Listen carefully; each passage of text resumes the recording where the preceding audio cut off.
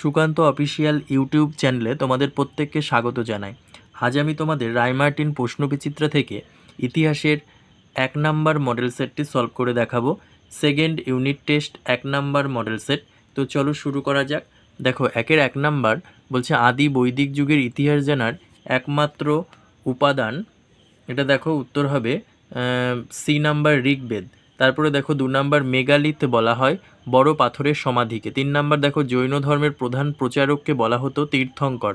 4 number দেখো পিটক কথার অর্থ হলো ঝুড়ি। 5 নাম্বার দেখো মৌর্য আমলে জেলা প্রশাসনকে বলা হতো আহার। তারপরে দেখো ক স্তম্ভের সঙ্গে খ স্তম্ভের মিল। দেখো প্রথমে আছে 1 নাম্বার মজ্ঝিম প্রতিপদা, এটা হবে বি গৌতম বুদ্ধ। তারপরে দেখো 2 নাম্বার গুপ্ত সম্রাট, এটা হবে সি সমুদ্রগুপ্ত। 3 নাম্বার কুষাণ সম্রাট, এটা হবে দেখো কুষাণ সম্রাট এ নাম্বার কনিষ্ক। তারপরে দেখো 4 নাম্বার মৌর্য সম্রাট, এটা হবে দেখো ই নাম্বার অশোক। আর 5 নাম্বার নন্দ রাজা, এটা হবে ডি নাম্বার ধননন্দ। তারপরে দেখো 3-এর 1 নাম্বার ঋগ বৈদিক যুগের প্রধান দেবতা কে ছিলেন? ইন্দ্র। 2 নাম্বার দেখো সকলোত্তর পথনাথ কাকে বলা হতো? হর্ষবর্ধনকে। 3 নাম্বার আলেকজান্ডারের সেনাপতির নাম কি? সেলিউকাস নিকেটর। আচ্ছা, তারপরে 4 নাম্বার দেখো এলাহাবাদ প্রশস্তির রচয়িতাকে হরিসেন। 5 নাম্বার দেখো কুষাণ সাম্রাজ্যের প্রতিষ্ঠাতাকে, এটা উত্তর হবে কুজুল কদফিসেস। 4-এর 1 নম্বর দেখো ঠিক ভুল লেখো। বৌদ্ধ ধর্ম প্রচারের ভাষা ছিল সংস্কৃত, এটা ভুল, উত্তর হবে পালি ভাষা। শূন্যস্থান পূরণ করো। ইন্ডিকা গ্রন্থের লেখক হলেন মেগাস্থিনিস। তারপর 3 নম্বর দেখো ঠিক ভুল লেখো। জেন দাবেস্তার শ্রেষ্ঠ দেবতা ইন্দ্র, এটা হবে ভুল। তারপরে দেখো 4 নম্বর বেমানান শব্দটি লেখো, এখানে বেমানান শব্দটি হবে নিপতি। তারপরে দেখো 5 নম্বর বেমানান শব্দটি লেখো, এখানে বেমানান শব্দটি হবে অর্থশাস্ত্র। 4 নম্বর দেখো শূন্যস্থান পূরণ করো। সকারই বলা হয় দ্বিতীয় চন্দ্রগুপ্তকে। আচ্ছা, তারপরে দেখো 5-এর 1 নম্বর ত্রিরত্ন কি? দেখো 93 পেজের 41 নম্বর কোশ্চেন। বৌদ্ধ ধর্মে ত্রিরত্ন কি এবং জৈন ও বৌদ্ধ ধর্মে ত্রিরত্ন কি কি দুটোই দেওয়া আছে, এখান থেকে পড়বে। দেখো এই পর্যন্ত। তারপরে দেখো 2 নম্বর শ্বেতাম্বর কাদের বলা হয়? 91 পেজের দেখো 26 নাম্বার কোশ্চেন, এখানে পেয়ে যাবে শ্বেতাম্বর, যে দেখো পয়েন্ট করে লেখা আছে। 3 নাম্বার পঞ্চ মহাব্রত কি? 91 পেজের 24 নাম্বার কোশ্চেন, দেখো পঞ্চ মহাব্রত বলতে কি বোঝায়, এখান থেকে পড়বে। 4 নাম্বার দেখো বৈদিক সমাজ কটি শ্রেণীতে বিভক্ত ছিল ও কি কি?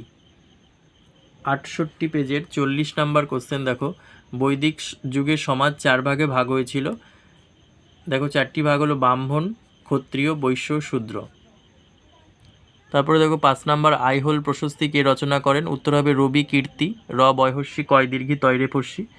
আচ্ছা, কোন রাজার প্রসঙ্গে এটি রচিত হয়? দ্বিতীয় পুলকেশী। চালুক্য রাজ দ্বিতীয় পুলকেশী।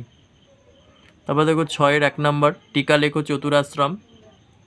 দেখো 69 পেজে 43 নাম্বার কোশ্চেন, এখান থেকে পড়বে চতুরাশ্রম। পরবর্তী বৈদিক যুগে জীবনযাপনের 4টি পর্যায় বা ভাগ ছিল, একে চতুরাশ্রম বলা হয়।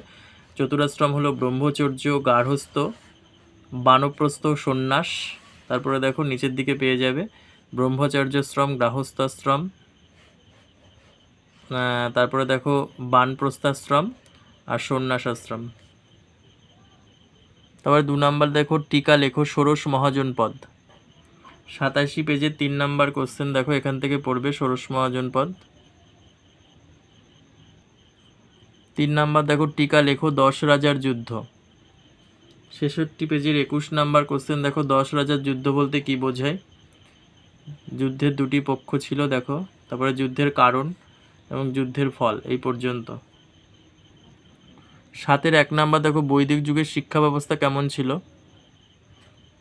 দেখো 70 পেজের 48 নাম্বার প্রশ্ন, দেখো এখান থেকে বৈদিক যুগের শিক্ষা ব্যবস্থা দেখো দেখে নাও। তারপর দেখো মৌর্য শাসন ব্যবস্থার প্রধান বিষয়গুলি উল্লেখ করো। দেখো পেজ নাম্বার 106, 2 নাম্বার মৌর্য শাসন ব্যবস্থার পরিচয়, এখান থেকে পড়বে। দেখো মৌর্য শাসন ব্যবস্থা কেন্দ্রীয় শাসন, প্রাদেশিক শাসন, তারপরে দেখো পাটলিপুত্রের শাসন বা নগর শাসন, এই পর্যন্ত পড়বে।